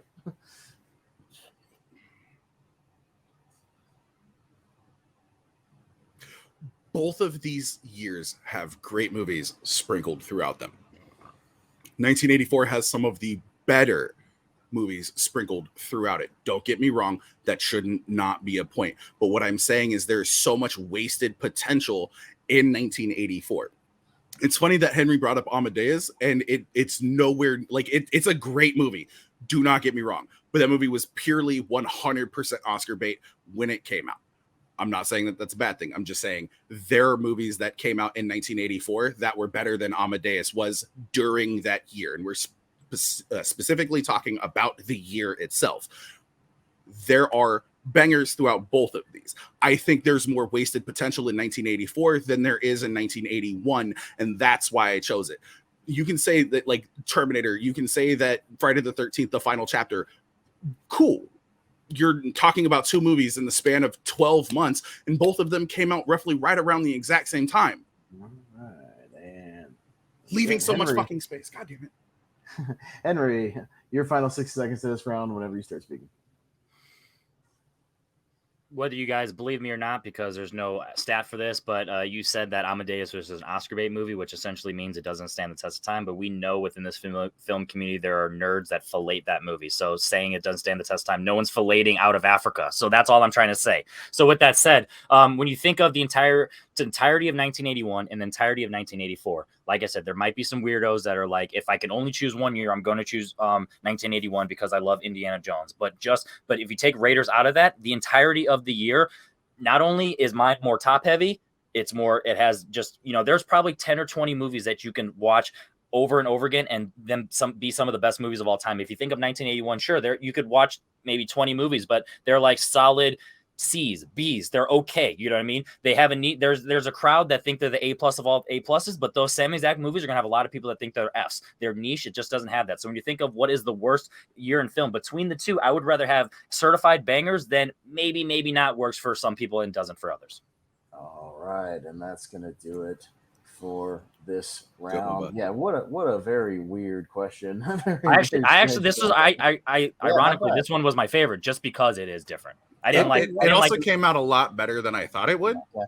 I would have gone because we agreed on the approach. Let's not talk about shit.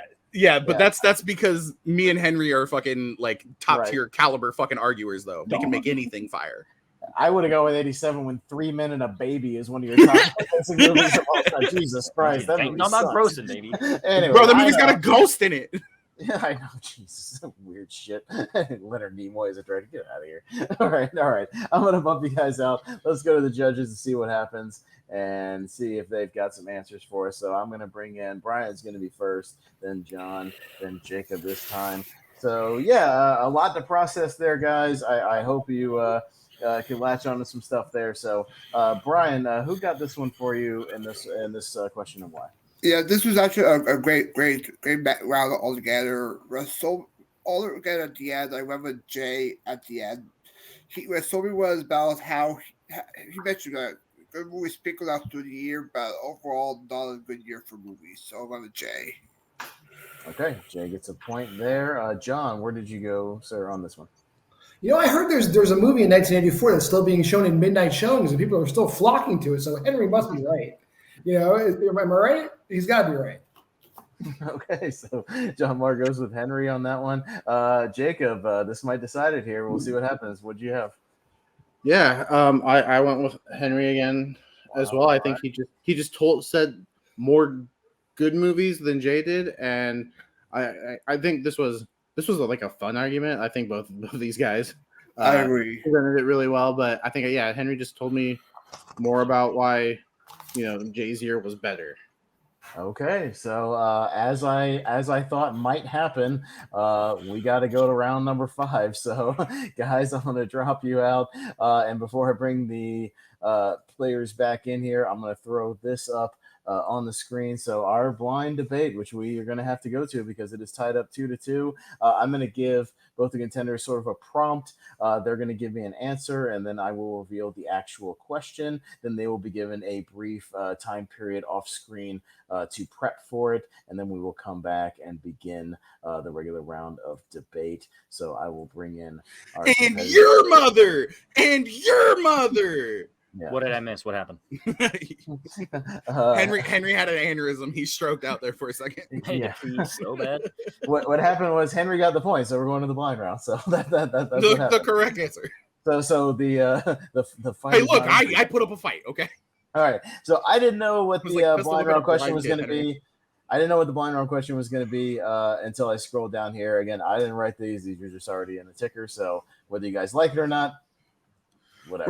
We're gonna take it out on you. So in the blind round, you're just giving us a concept first, right? And we're picking. I'm giving you a concept. Yeah. I just don't know if you're gonna We'll see.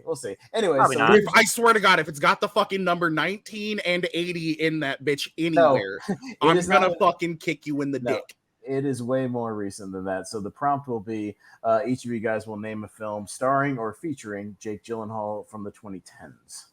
So, and then whoever gives me their answer first will end up going first in this blind round.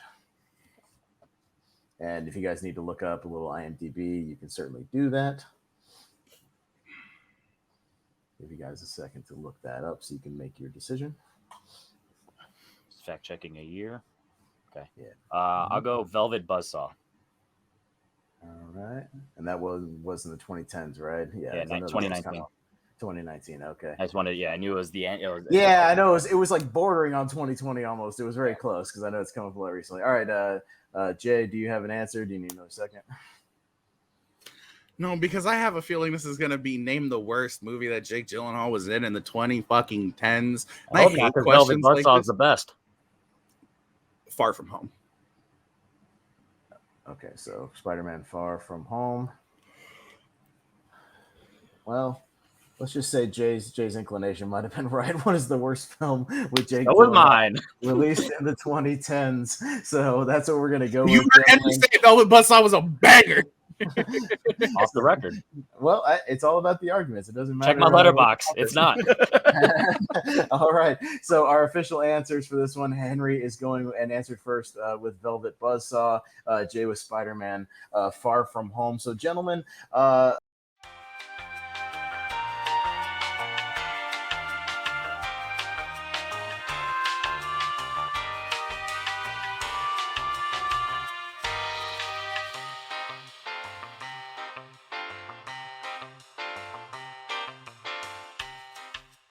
All right, back to the movie Battleground. We are going to the blind round with Jay Burnz and Henry Sanchez. The prompt was name a film starring or featuring Jake Gyllenhaal released in the 2010s. The actual question they will be debating here in this final blind round: what is the worst film with Jake Gyllenhaal released in the 2010s? So we have our answers right now. I didn't get a chance to really type them in, but they'll explain in just a minute. Henry going with Velvet Buzzsaw, Jay with Spider-Man Far From Home. So let me bump myself out of here. We'll get our timer reset here, and we'll go with what should be a banger. It's been used a lot tonight, but with a banger of a final blind round. Gentlemen, Henry, you answered first, so you will go first on this one. I will start your 60 seconds whenever you're ready. So I went with Velvet Buzzsaw as the worst Jake Gyllenhaal film in the 2010s for two reasons. Because you can have two definitions of this. What is just objectively just the worst film, but also what is the worst potential and wasted potential of a film. And Velvet Buzzsaw is both that. It is Dan Gilroy, his follow-up film from Nightcrawler, which a lot of people fantastically love that movie, both for Jake Gyllenhaal's performance, but also just the direction of that. So Dan Gilroy has shown that he has directing chops as well as writing chops. He wrote and directed Velvet Buzzsaw as well. And unfortunately, it's a huge letdown. This is 1 year after Hereditary, which Toni Collette, once again, similar to Jake Gyllenhaal, is fantastic in that movie. And she's in this movie, and she's weird and just not good. Jake Gyllenhaal, obviously not good. He's trying to do something with an accent and his style, and he's a fashion person, and it just he made a choice, and it just doesn't work, unfortunately. And he's a fantastic actor. He's shown that he can both cover something in the LGBTQ community. He's also shown that he can just be a leading actor, and unfortunately, he just doesn't have that in this film. It's waste potential, and it's also just terrible. Okay, Henry with his 60 seconds. Jay, we'll go over to you for your opening whenever you're ready.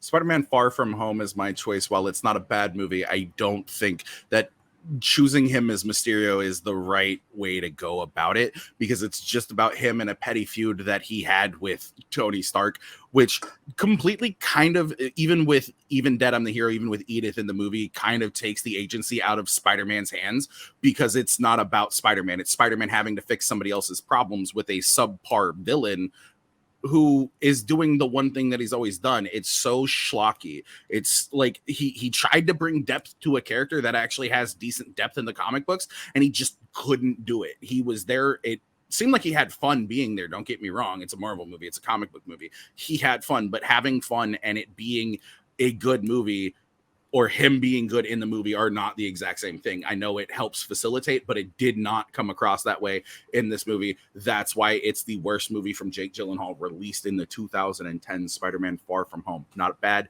He's just bad in it. Okay. We'll jump back to Henry for your 2-minute expansion whenever you get started. Once again, Velvet Buzzsaw is an actual bad movie, but it also has wasted potential. Once again, you have Jake Gyllenhaal and Toni Collette, two of the best actors of the 2010s with amazing performances in Hereditary and Nightcrawler. But in this movie, they are both bad, unfortunately. They're both doing something different and weird and just doesn't hold up. It just doesn't stand the test of time. You have Renee Russo, once again, also re-collaborating with Dan Gilroy on Nightcrawler, and she's, once again, not doing anything great. You have Daveed Diggs, 1 year away from Blind Spotting, and he's doing something that is just wasted of his potential. And around the Hamilton time as well. John Malkovich, one of the just most famous actors of all time, really not doing anything in this entire movie. Billy Magnuson, one of probably the highlight moments from characters and actors from Game Night, just once again 1 year prior to Velvet Buzzsaw, and once again just doesn't do anything with the movie. This is a horror comedy that doesn't really have any horror. It has just a bunch of CGI blood and has a concept that no one even understands what's going on, and it's not really a comedy actually. But oh yeah, I just looked up. It is just horror, mystery, and thriller, but I thought it was going to be a comedy because it's so weird and wacky. Once again, I said it again, take a shot, guys. So weird and wacky, but it's not even intentional. It's not even actually trying to be that, but that's just exactly how bad the writing is in this film. And once again, Dan Gilroy has proven that he can be a good writer from Nightcrawler and a good director, and unfortunately it just doesn't hold up. So Velvet Buzzsaw is one of those things that just doesn't have it. Spider-Man Far From Home is a movie that I get it. If you're a huge fan of Quentin Beck, Mysterio in the comics, it does something different. So if that doesn't work for you, sure, you might be one of the few people that completely hates this movie. But as we're looking at the movie as a whole, it does a fantastic job. I love how you tried to knock Mysterio for being a, part of Iron Man, all stuff, but that just showcases the childlike nature of Peter Parker, of Tom Holland. That fact that he is so naive and so immature because he just wants to deal with this trip that he gives away Edith. It's not like he manipulated him, honestly. Well, he did technically manipulate him, but it essentially highlights the fact that Peter Parker is a teenager, and that's one of the things that we really didn't get from the Raimi trilogy, and I don't know if we're ever going to get again, because a teenager is what Peter Parker is at his core, and this one showcases it the best. All right. So expansion there from Henry. Jay, we'll go back to you for your 2 minutes whenever you're ready. Yeah, Homecoming does a better job at showing Peter Parker as a teenager than Far From Home does. Far From Home, however, literally just seems like a cash grab. You want to talk about shitty CGI? And we're talking a Marvel movie here. We're talking a movie with a $200 million budget. Those fucking elementals, even though they are CGI, they're fake, do not look great. And that's the thing. He's supposed to be this mastermind, and he can't even get his own technology right. And he's pissed off that it was stolen by Tony Stark and used in Barf. Like he did manipulate Peter Parker into giving him Edith. And I think that's the one time, and we're talking like less than a third of a movie where Peter Parker actually gets to be the active character, because it's Quentin Beck sitting there holding a fucking grudge against Tony Stark for 20 fucking years. Tony Stark's dead, bro. Fucking get over it. Like, it's weird. This movie doesn't make any sense. The fact, like, there's some great scenes in this movie, do not get me wrong, but I think this is some of the most wasted potential and one of the worst movies in the Spider-Man trilogy that we've gotten so far. Actually, it is the worst of the Spider-Man trilogy that we've gotten so far, because it goes No Way Home, Homecoming, and then Far From Home. And that's one of the reasons why this is one of the worst films with Jake Gyllenhaal in it, released in 2010. You also, Henry, he's an art critic. He's not a fashion critic. He's an art critic. Also, it's satire, bro. You do not know what satire is? No, I'm kidding. I don't. I don't really fucking care. It might be bad. I'm not going to sit here and talk shit about it. I haven't seen it. So I will sit here and do what I do and talk shit about it like I have seen it. He goes crazy. Guess what? That's all Jake Gyllenhaal does. He's being cast over and over again as this dude who kind of loses his mind. And it doesn't work in that movie, just like it doesn't work in most of the other movies.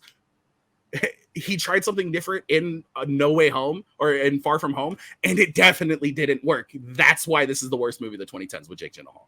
Okay. All right, guys, we're going to get into the 4-minute open debate. The last time you guys will open debate in this matchup.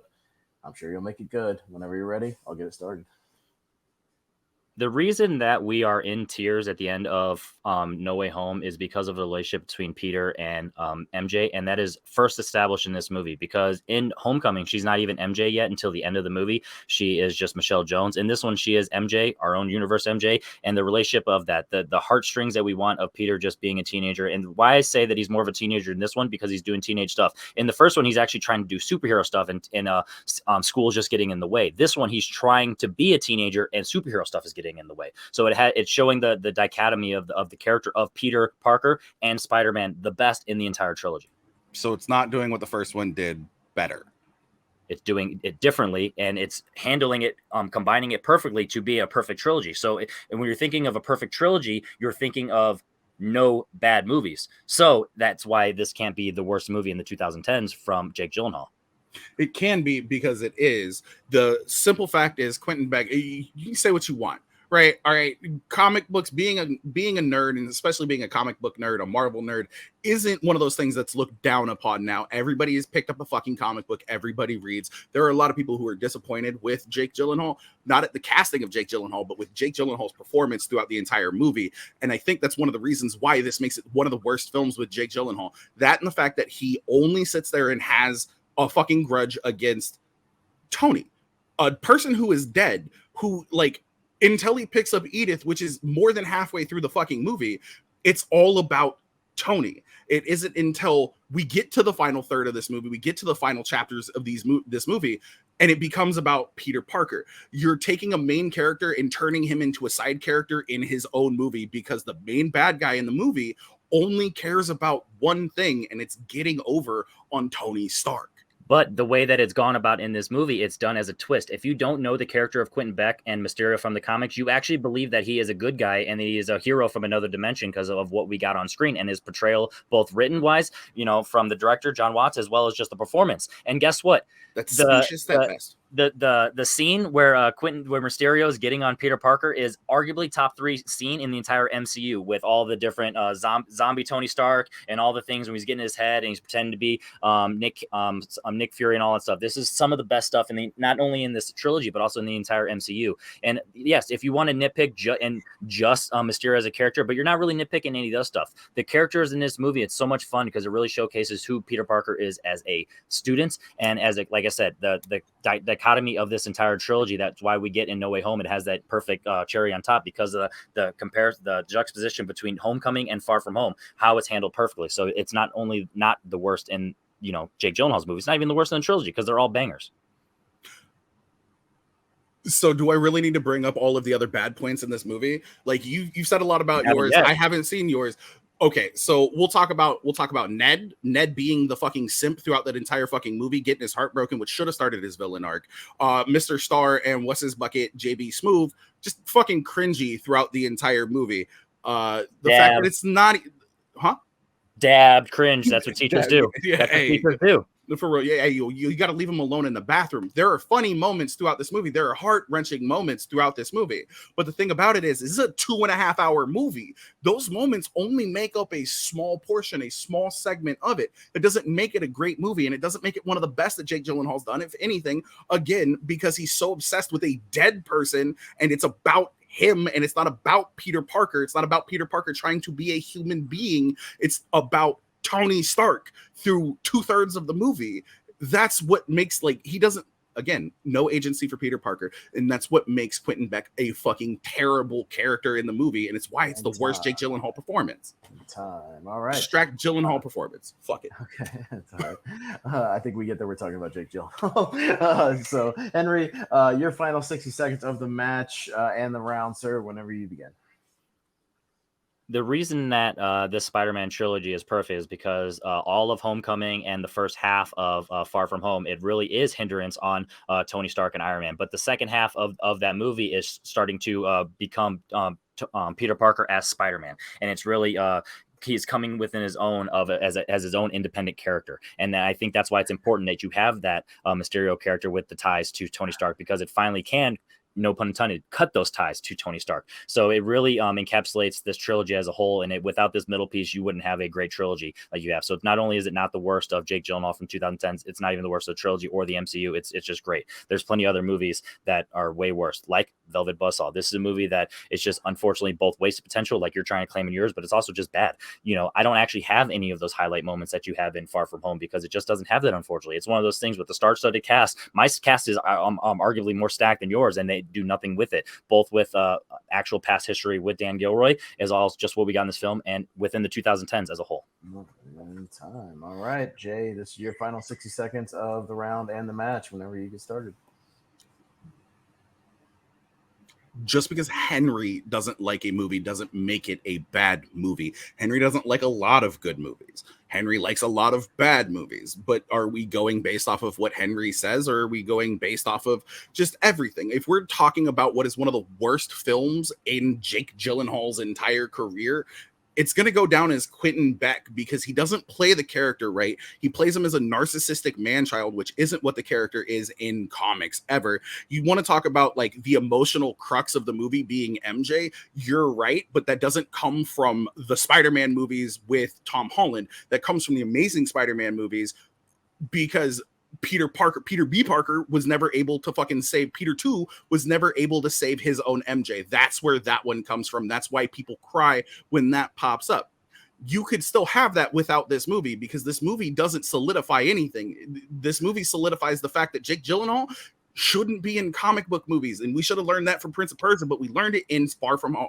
All right, and that is gonna do it, gentlemen, for you guys. Good game, Henry. Good game overall. A great debate. Y'all took some questions and maybe you weren't enthusiastic about it and made a hell of a debate out of it. I'll give you guys both that, and very entertaining. So I will throw it over to the judges now. Back you guys out of here, and let's bring in our judges. We're gonna go John first this time, then Jacob, then potentially Brian if needed. Guys, hell of a debate here, hell of a whole match.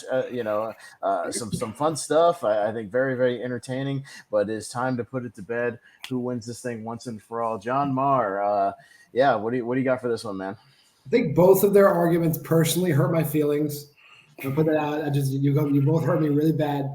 But honestly, like, I never really critically thought about Far From Home like that. And Jay's 100% right. That's not Quentin Beck. That is some other fucking character. So he's right. Okay. Going with Jay there. Jacob, who'd you have and why? Surprisingly, because I love this movie, but Jay sold me on why it's a bad movie. Why he's a bad character, and it's not even focusing on Spider-Man throughout that first half and into the second half, and just problems with the side characters. And while sure Henry's movie didn't get taken down a whole lot, I think Jay did a really good job of defending Far From Home. And I hate to say that because I love that movie. Okay, and that is going to do it. Brian, thank you for being here, but we do not need your vote. All right, because your winner after a blind round of a score of 3-2, taking it this evening and moving himself to 7-3 with 1 KO, the Arsonist, Jay Burnz. Jay, you and Henry never cease to take it down to the last second. It always gets heated as to who may have won what, or your ability to bullshit your way through an argument, of course, is second to none, as I know from personal experience. Somewhere out there, right? I mean, you know how to do it, sir. I will give you. I always give props where they deserve. So I appreciate that. Man. With this win, I mean, I'm just bringing up facts here. I'm not trying to stick anything. You're 2-0 over Henry in your two matches, and so maybe you've got his number. I don't know. Maybe you guys will get a chance to throw down again at some point. But with this win, obviously you had a tough loss. A lot of kind of shenanigans, even I'll say, in your match with Amaru, you know what I mean? Different judges, some technical snafus, all kinds of stuff going on. So you ended up losing that one, but you bounced right back with a win here. How you feeling about that, man? Honestly, it was really difficult because I wasn't 100% sure what anybody was saying for the first 30 minutes I was on screen because I was asleep. I was still not the fuck awake. But there's just something about arguing with people that you thoroughly enjoy and know that you have a lot of the same opinions on shit about. That just gets your blood flowing, man. It was a lot of fun. There were some where I'm just like, oh, I thought Henry was going to sweep the entire thing. And then I was just able to pull some shit out of my ass, which, I am apparently the goddamn king of. But Henry put up a fucking fight and a half, dude. We'd been messaging each other back and forth in between rounds, just being like, yo, that was good shit. It was a great fucking round. Yeah. because we're boys like that. Team 21%. Which Henry and I do the same thing in our last match. We're going back the entire time, like in private, other messages. You know what I mean? So yeah, I get what that means when you're tight with somebody, like absolutely. Obviously on camera, there's a rivalry, but off screen, you got to yell at somebody, bro. But at the end of the day, it's somebody that I'll share. I'll fucking buy a beer for at a fucking local bar. I don't give a shit. Henry's my boy. It's always fun to argue against people, and Henry just has a fucking caliber. He has this ability to bring some shit out in motherfuckers, especially when they argue, where it makes us both better because he's got something to prove, I've got something to prove. I talk a lot of shit, Henry talks a lot of shit. He got into my head, I got into his head. I fucked up in a couple of rounds and thought of some great shit.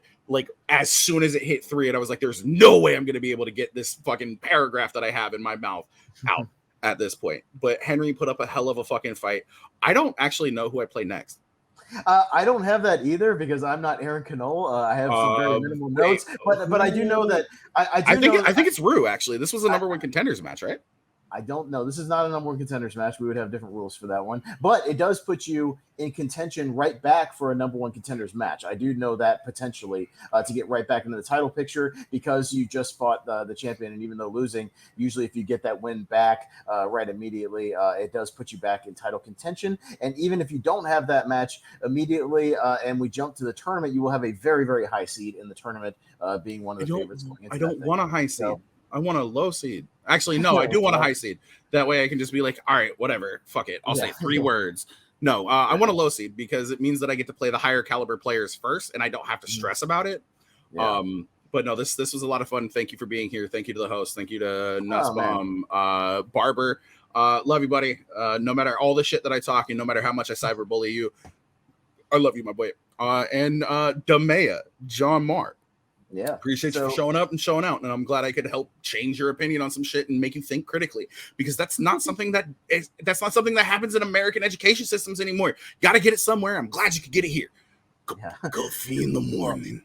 Bottom line is that you've bounced back from that loss. You put yourself right back in the title picture, regardless of what happens going forward. So you're right back in a strong position going forward in Battleground, sir. So I congratulate you.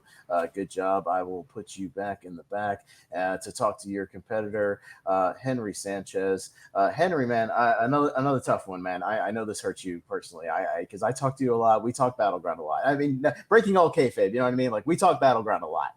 Off screen, we go back and forth on questions if we don't have any kind of, judging or whatever, think each other's matches, things like that. So I know this hurts you, man, but how you feeling right now about the whole thing? I'm in shock. I literally privately texted Jay after that last question. I told him, GG's I respect you for going for what you went. I know I destroyed you, and his response was essentially, yeah, I know. And it just, it is how it is. It sucks when you have a target on your back. From being champ, from being 8-1, 3 straight losses. I was one question away from retaining my title against Rue, and then he won 3 in a row. Whatever. You knocked me out. Whatever. Once again, not a knock on any debaters, but it's one of those things where it's it is. It's one of those things when you have a target on your back, the conspiracy starts going. It's maybe let's give someone else a chance. It's a bummer. I'm not a likable person, so it's hard to vote for me. I get it. I know that I did fantastic today. I was off to a slow start just because the Knicks lost that first question, but I privately I saw your when we're recording this, the Knicks have been knocked out of the tournament, and I could see your reaction. You had a versatile reaction. I think it took you a while to get your head back in the game and focused on. Well, I was essentially good after the opening of the first one. Yeah. I was really confident in the first one. I wouldn't have hated if he won the second one just because of it's a weird question. The Tarantino one, I thought I won that one easily. And then that last one, I thought I won easily. So, I mean, it's just, we all think we win. I get it. That's a cliche thing to say. But, I'm definitely curious to see your opinion behind the scenes and then just in the comments, justice for Henry. Yeah, no, totally. And you're still one of the strongest competitors in this league. So don't put anybody that has to face you knows they've got to bring it. I knew I had to bring it. Jay knows he has to bring it. Amaru knows he has to bring it. Everybody that faces you knows that you have to bring it. You are a championship level competitor. I mean, obviously you've had the title. So, and for a good reason. And it's just a string of bad luck, I think, for you, man. And I know you're going to bounce back from this. You're going to come back even harder next time. And, according to what I have here, even if you lost today, which what happened, you're still going to get a high high seed in the tournament because you are a former champion. Obviously, you could potentially get another match before then to bounce back with the win. But yeah, we'll kind of see what happens as we play out the rest of the year, man.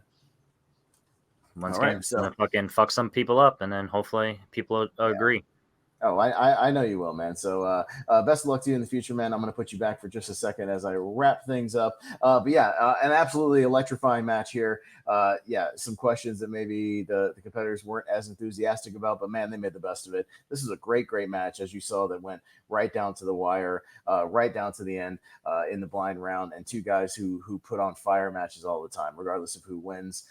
Two guys who are championship level competitors, as you saw here. So yeah, that's going to wrap it up here for the Battleground this evening. I have been your guest host tonight, Austin Pezhel. Please subscribe to the channel if you haven't already seen this. Hit those bell for notifications so you know every time a match goes up. Follow all these guys on social media, Henry Confidential, Jay Burnz on his Twitch channel, everything in there. It'll be in the descriptions and all that. So we appreciate you tuning in. Thank you so much. It's been a great time. We will see you guys next time right here on the Battleground.